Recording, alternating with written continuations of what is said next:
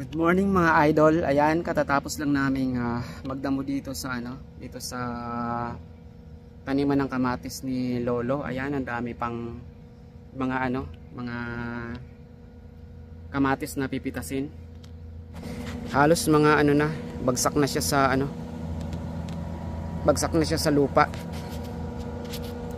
Ayan. So, hindi ko alam kung kailan niya to pipitasin.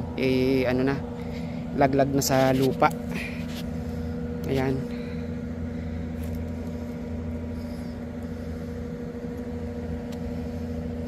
Ang dami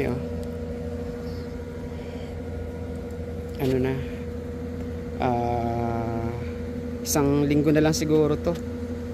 Palilinis niya na ito, ipatatanggal niya na yung mga puno ng kamatis. Ito nga tanggal na sa puno. Ayan. Kala ko nga ipapipitas niya na to yung pala padadamuhan niya lang. Ayan.